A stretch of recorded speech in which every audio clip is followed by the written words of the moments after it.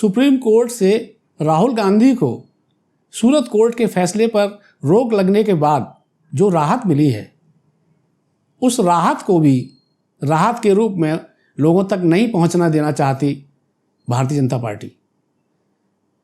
शुक्रवार को ये फैसला आया था, लेकिन अभी तक उस पर ऐसा कुछ चलता हुआ नहीं दिख रहा जिससे लगे कि सरकार की नीयत साफ है।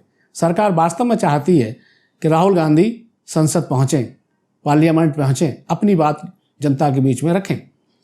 क्योंकि जब वो आदेश कांग्रेस की तरफ से लोकसभा सचिवालय और लोकसभा अध्यक्ष के पास भेजा गया, तो वहाँ जो रवैया अपनाया जा रहा है उससे साफ लगता है कि आज भी भारतीय जनता पार्टी राहुल को रोकने की कोशिश में लगी है।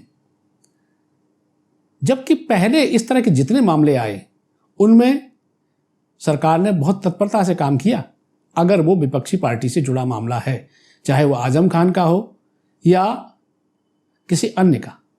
इस मामले में ये हीला हवाली क्यों? क्या नरेंद्र मोदी राहुल गांधी से डर गए? वे राहुल गांधी की मौजूदगी से घबरा रहे हैं? क्योंकि ये तो बड़ा साफ है कि राहुल गांधी अगर इसी सत्र में लोकसभा पहुंचते हैं तो अविश्वास प्रस्ताव पर जो बहस होगी उसमें भाग लेंगे। मणिपुर में जिस तरह से नारी सम्मान पर चोट पहुंचाई गई है, लंबे समय से जो वहाँ दंगे चल रहे हैं, उससे सारा भारत ही नहीं दुनिया में चिंता प्रकट की गई है और उस पर स्वाभाविक है कि राहुल गांधी बोलेंगे। संसद में विपक्षी दल भी बोलेंगे, बाकी सदस्य भी बोलेंगे, लेकिन राहुल गांधी का अंदाज अलग होगा। राहुल गांधी मणिपुर गए भी थे। प्रधानमंत्री मोदी तो तब गए जब काफ़ी आलोचना हुई। अब घूम फिर कर सवाल वहीं आता है कि ये जो स्थिति बनी है देश में राहुल गांधी के सजा हटने के बाद से, और ये तय हो गया कि राहुल गांधी अब भारतीय जनता पार्टी को घेरेंगे, तो सवाल उठता है क्या प्रधानमंत्री मोदी वास्तव में राहुल गांधी से घबरा गए? हम इस पर विस्तार से चर्चा करेंगे। ये बहुत ज़रूरी है जानना कि आने वाले दौर में, आने वाले दिनों में जो राजनीतिक स्थिति बनने जा रही है देश में, उसको सब समझें।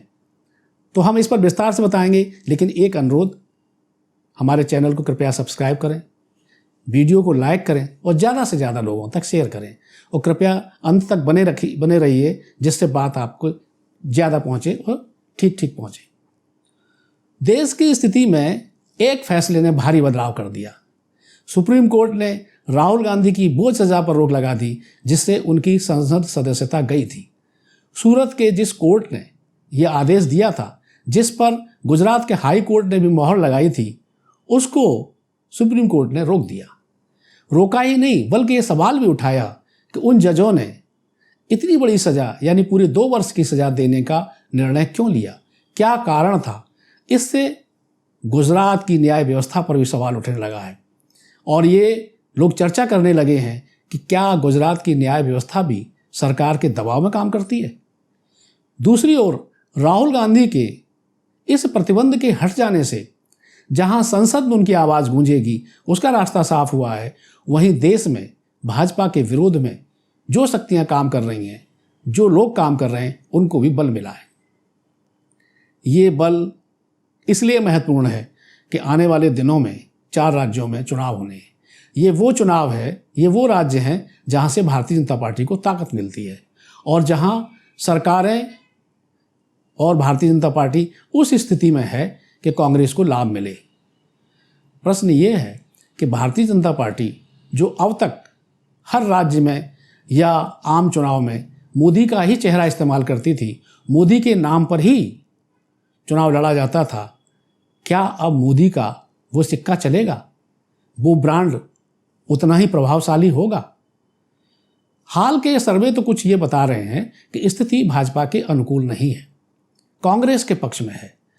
पहले स्थिति कुछ और थी, पहले सर्वे कुछ और बताते थे, लेकिन राहुल गांधी ने 2019 के बाद जिस तरह की राजनीति की है, उससे उनकी इमेज में बदलाव आया है। भारत जोड़ो यात्रा से उन्हें भारी लाभ हुआ। वे जनता के बीच गए और कन्याकुमारी से कश्मीर तक जितने सामाजिक विषमताएं हैं, गरीबी है, भाषा है, उस सबको उन्होंने गहराई से जाना, वहाँ के मुद्दों को समझा।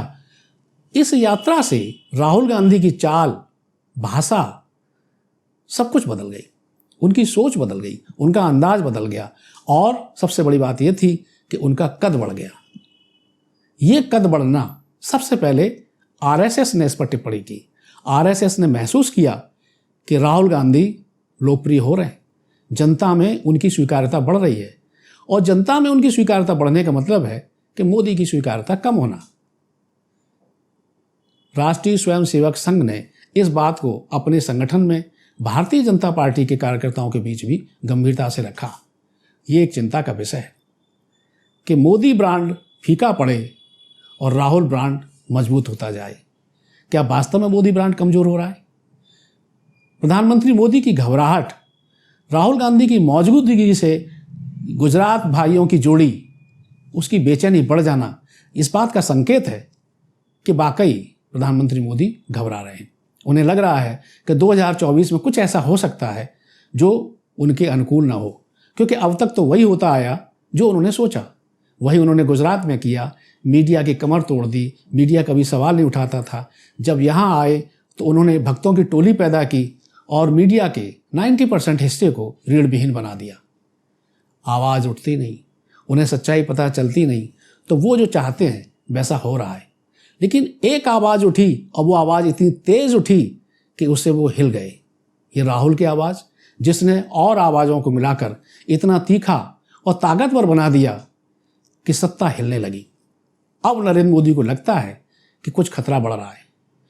ये खतरा इसलिए महत्वपूर्ण हो जाता है कि कई सर्वे ये बताने लगे कि राहुल गांधी की लोकप्रियता बढ़ रही है। अभी जो सर्वे हुए हैं उसमें हालांकि एनडीए को ही सत्ता में आते दिखाया जा रहा है, लेकिन उनको मिलने वाली सीटों की संख्या, वोटों की परसेंटेज लगातार घट रही है और राहुल गांधी की लोकप्रियता बढ़ रही है। विपक्ष का जो गठबंधन बना है उसकी सीटें बढ़ती हुई दिखाई दे रही हैं। अभी चुनाव में समय है, ये समय भारतीय जनता पार्टी की बेचैनी बढ़ा सकता है। इसीलिए कुछ लोग ये सवाल उठाते हैं या ये तर्क देते हैं कि चुनाव जल्दी हो सकते हैं, प्रधानमंत्री मोदी तय समय से पहले चुनाव करा सकते हैं।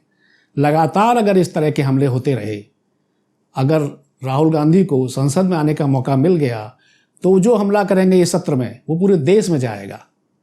अविश्वास प्रस्ताव पर उनकी आवाज़ शायद सत्ता पक्ष को ज़्यादा डराए, ज़्यादा हिलाए। राहुल का बढ़ना 4 राज्यों में जो भी चुनाव होने हैं, मध्य प्रदेश, छत्तीसगढ़, राजस्थान और तेलंगाना, इस परिणाम को ज़्यादा प्रभावित करेगा। यहाँ कांग्रेस की मौजूदगी, कांग्रेस की ताकत ज़्यादा बढ़ेगी और भारतीय जनता पार्टी कमज़ोर होगी। अगर इन 4 राज्यों से भाजपा की सीटें एकदम उलट हो जाती हैं, 2019 के मुकाबले 2024 में तस्वीर बदल जाती है, कांग्रेस मैक्सिमम सीटें ले जाती है, तो स्वाभाविक है कि एनडीए बहुत कमज़ोर हो जाएगा, क्योंकि महाराष्ट्र में भी स्थिति तमाम जोड़ तोड़ के बावजूद अच्छी नहीं है। ये जो जातीय जनगणना का मामला उठा है, ये भी बीजेपी को मुश्किल में डाल रहा है। कुल मिला के राहुल ब्रांड मजबूत हो रहा है और मोदी ब्रांड कमज़ोर हो रहा है। इसका प्रभाव आगे आने वाले दिनों में, आगे आने वाली राजनीति में, उसमें उठने वाले मुद्दों पर ज़रूर पड़ेगा। राहुल को संसद में रोकने की जो कोशिश हो रही है,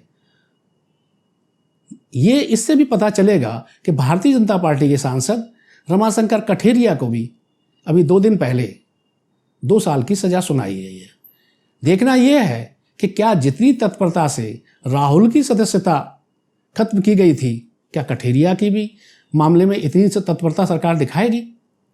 अगर दिखाती है तो शायद उसकी ईमानदारी सामने आए, लेकिन ऐसा लगता नहीं है। पिछले उदाहरण ये सब साफ करते रहे हैं।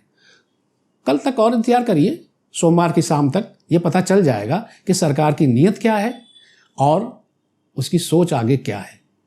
यह था हमारा विश्लेषण।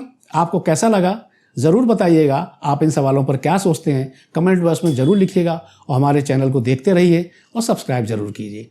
मिलते हैं अगले वीडियो के साथ जल्द। तब तक के लिए नमस्कार।